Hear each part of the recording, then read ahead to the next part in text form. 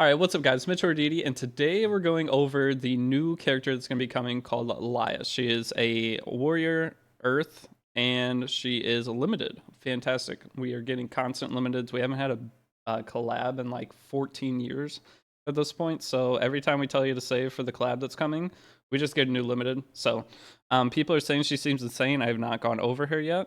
Her ID number is C1159. Keep that in mind. That's important. So we're gonna look at her stats. So her self imprint is HP percent, and then these are her base stats. So raw base stats. We have 117 speed, decent on both attack. Like everything's like the middle ground warrior. So her stats are decent. She has no crit chance, which is gonna be semi hard to build.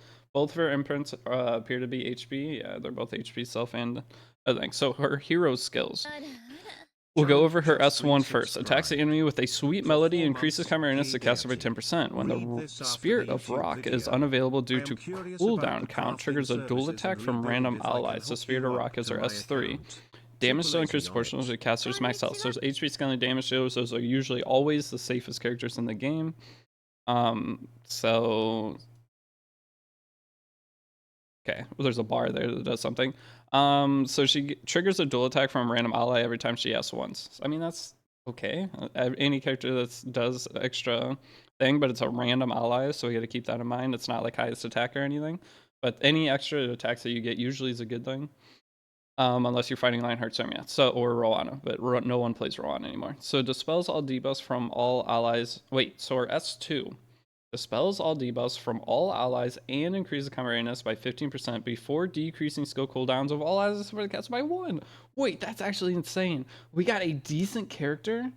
Read this after your YouTube video. I'm curious about, but Shuno, thank you for the sub. Now we can do it during a YouTube video. I don't care. Skill 2 is insane. This is the only character PvP wise that resets skill cooldowns that might actually be viable, because all we had before was Dingo, I think, and Assyria, and Assyria sucks for PvP. Like the artifact. All right, guys, chill. 7-turn cooldown, and there's no way to make it less. This thing's on 7 turns. Dude, 7? That is way too long. And increased combat, but I mean, it increases combat readiness while your allies, dispels all debuffs, and decreases cooldowns. That's an insane skill. All right, so okay, that's just her S2. Her S3 attacks the enemy with a bass guitar.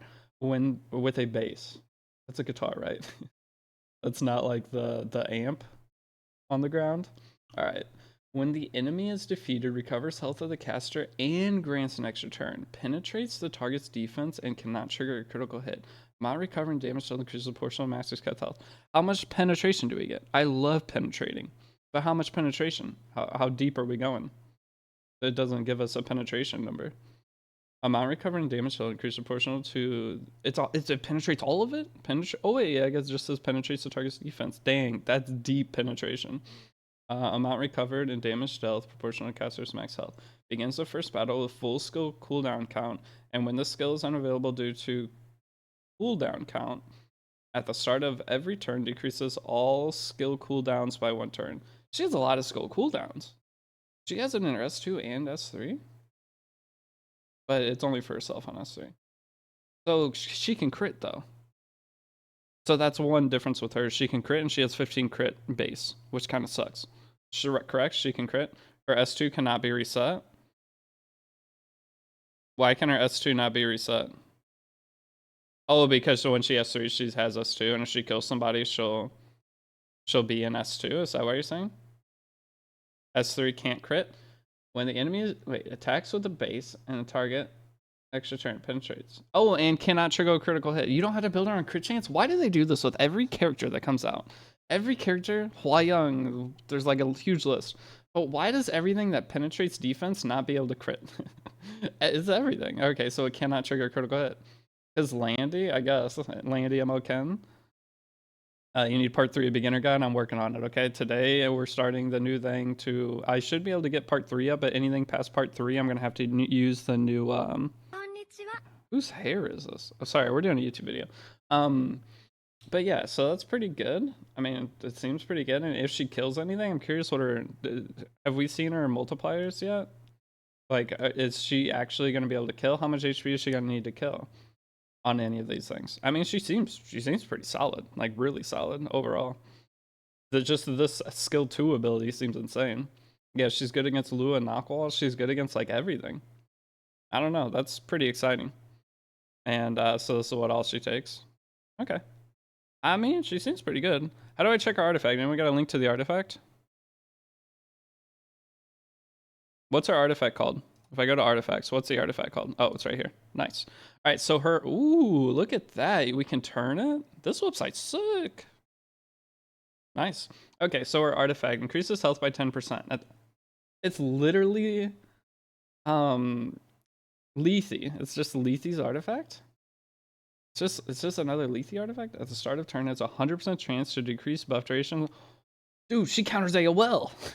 Doesn't she? Wait, doesn't she counter AOL? You can put this on her. Is this a whale artifact though? You have to have it max to get 100%. She counters AOL to an extent too. Because you just pick her at the beginning of her turn. Oh my god. This is a must pull. She's a must pull character. And her artifact. Dude, none of you have thought about this yet, but you know Broman gives a 2-turn silence. You got a whale to get the max? Okay. You know how Broman gives a 2-turn silence?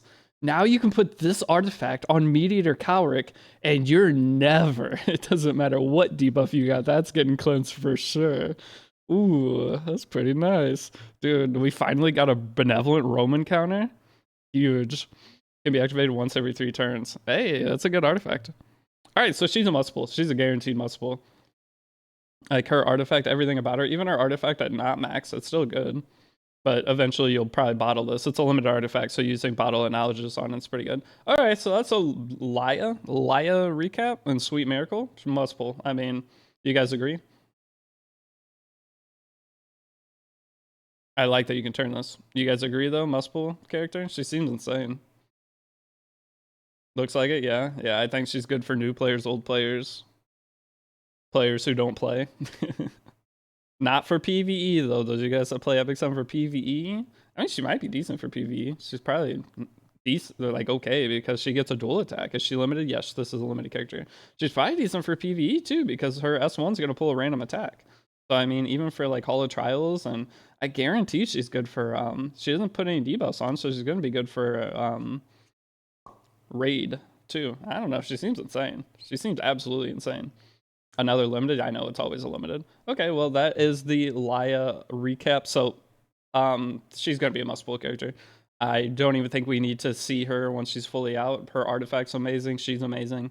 Probably one of the better characters to come out in a long time. Just by every that's looking at her, she's one of the best characters to come out in a long time. That's RGB at least. That isn't a Moonlight 5. So as of right now, we're going to stand on she's going to be a must pull. So start saving your bookmarks. If you don't want to pull her right away, wait till we test her. But I'm pretty confident for PV or PvP, she's going to be a must pull character. She's probably really good in Banshee too. I mean, I would assume she's really good in Banshee. So if you don't have like a Banshee one-shot team, she will just give you a simple Banshee clearing team early on. And she's probably going to be fantastic in the next Rift cycle that comes whenever we get a Grass Rift cycle. She's probably going to be amazing for that too.